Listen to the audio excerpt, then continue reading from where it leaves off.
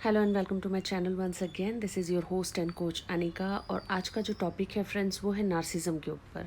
काफ़ी सारी क्वेरीज मेरे पास आ रही थी और एक्चुअली एक दो लोग मेरे पास अभी हीलिंग के लिए भी आ रहे हैं जिसमें ये प्रॉब्लम जिन्होंने नार्सिस्टिक पर्सन के साथ में रिलेशन रखा है and they have face so many problems. तो मैंने सोचा आप लोगों को बताऊं। बेसिकली एक मिथ है या एक कल्पना है या एक कहानी है पुराने समय की, ग्रीक माइथोलॉजिकल स्टोरी है ये, कि एक बहुत खूबसूरत लड़का था जिसको एक लड़की ने बहुत दिल जान से प्यार किया और उसको जाके प्रपोज किया एक दिन। उसको बोली कि वो उससे बहुत प्यार करती है और उससे शादी करना चाहती है, उसके साथ अपनी लाइफ निकालना चाहती है। तो वो लड़के को ऐसा लगा कि मुझ में ऐसा क्या खास है कि ये मेरे पीछे इतना पागल है, मुझसे शादी करना चाहती है, मुझसे इतना प्यार करती है। और क्योंकि उस समय में पुराना टाइम था तो उस समय में शीशे या मिरर नहीं हुआ करते थे। तो वो लड़के ने पानी के अंदर जाके अपनी परछाई देखी कि ऐसा क्या खास है मुझ में। और जब उसने परछाई देखी तो उसको लगा मैं तो काफ़ी सारे लोगों से बहुत ज़्यादा बेहतर हूँ, बहुत खूबसूरत हूँ। तो उसको ऐसा घमंड हो गया अपने आप पे। उसको बहुत प्राउड फ़ील हो गया, बहुत प्रिविलेज्ड फ़ील करने लग गया कि उसके पीछे वो लड़की पागल है, और अपनी खूबसूरती में इतना पागल हो गया कि उसने उस लड़की का प्रपोज़ल जो था वो डिनाई कर दिया, उसको मना कर दिया कि मैं तुम्हारे साथ कोई रिलेशन नहीं रखना चाहता। और खुद ही के प्यार में पागल हो गया। रोज़ जाके नदी के किनारे बैठ के पानी में वो अपनी परछाई देखता था और अपने आप से प्यार करता था। और ऐसे करते करते एक दिन वो एक फूल में बदल गया। सफ़ेद रंग का एक फूल होता है जिसको उसी बंदे के नाम पे नाम दिया गया है, नार्सिज्म। तो वो फूल का नाम भी नार्सिस है। तो ये एक्चुअली एक मैथोलॉजिकल स्टोरी है, पता नहीं कितना सच है कितना झूठ है इसमें, लेकिन हाँ, नार्सिस्टिक पर्सनालिटी डिसऑर्डर ये एक साइकोलॉजिकल प्रॉब्लम ज़रूर होती है लोगों में। और काफ़ी सारे लोग जो उनके संपर्क में रहते हैं उनको ये प्रॉब्लम झेलना भी पड़ती है, उनका नार्सिस्टिक बिहेवियर उनको बेयर करना पड़ता है, उनको उसके साथ एडजस्ट करना पड़ता है। तो बेसिकली ऐसे लोग कैसे होते हैं, इनके मैं कुछ आपको साइंस बताऊंगी, कुछ सिम्टम्स बताऊंगी, और फिर उसके बाद में इसी सीरीज़ में आगे फिर मैं आपको उनका और डिटेल में बताती जाऊंगी। तो बेसिकली इनके सिम्टम्स क्या होते हैं कि ये लोग बहुत ज़्यादा कल्पनाशील होते हैं। कल्पनाशील होना बहुत अच्छी बात है, लेकिन ये कल्पनाशील जो होते हैं वो रिवर्स डायरेक्शन में होते हैं। हम अगर कोई कल्पना करते हैं तो वो प्रोग्रेसिव करते हैं, पॉजिटिव करते हैं कि ये होगा तो कितना अच्छा होगा, ऐसा होता तो कितना अच्छा होता। बट ये लोग अपने बारे में ये कल्पना करते हैं कि दुनिया का हर इंसान इनसे जलता है और दुनिया का हर इंसान इनके पीछे कॉन्स्पिरेसी करता है कि इनको कैसे अपमानित किया जाए, इनको कैसे ह्यूमिलिएट किया जाए, इनका कैसे बुरा किया जाए।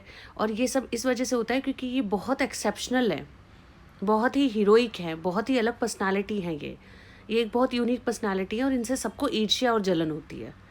तो ये इस तरह के लोग हैं, भले ही इनमें क्वालिटी नाम मात्र की भी ना हो किसी भी तरह की, उल्टा ये सबको परेशान ही करते हो, इनकी उपस्थिति किसी भी सभा में लोगों को भागने पे मजबूर कर देती हो।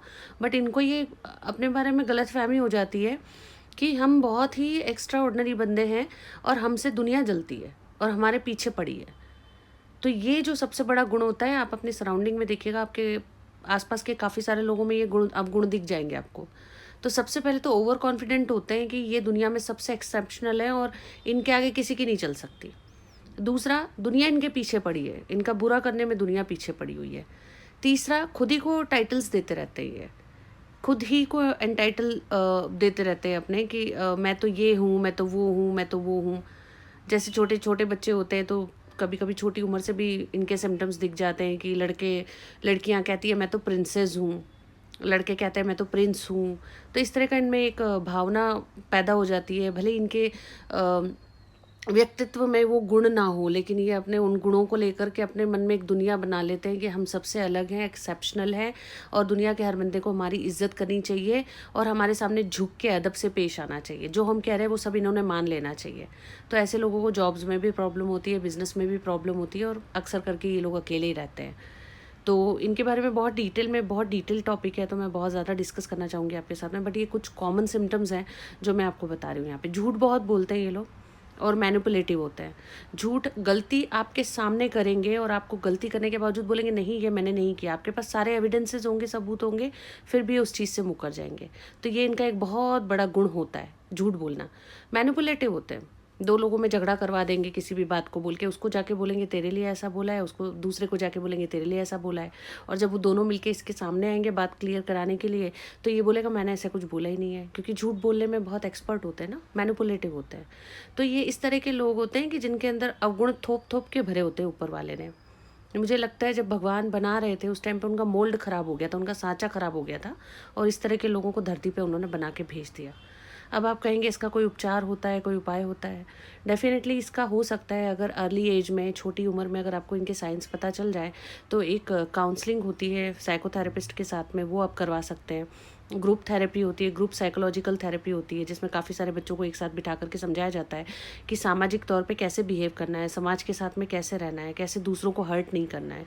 तो इस तरह की कुछ थेरेपीज़ होती हैं जो इन बच्चों के ऊपर में काम कर सकती हैं, वो कर सकते हैं। लेकिन अगर एक सर्टेन एज के बाद में या एक थोड़ा टाइम निकल जाने के बाद में अगर इस चीज़ का आप इलाज ढूँढेंगे, तो अभी तक वो डॉक्टर्स के पास में भी पॉसिबल नहीं है। क्योंकि काउंसलिंग भी सिर्फ़ एक लेवल तक ही काम कर पाएगी। अगर आप एक एक एज के बाद या बहुत पुरानी बीमारी के बाद इनको डॉक्टर के पास, साइकोलॉजिस्ट के पास लेके जाएँगे, तो वो हो सकता है इनको बिहेवियर सिखाने की कोशिश करें, लेकिन ये डॉक्टर को ही सिखा के आ जाएँगे।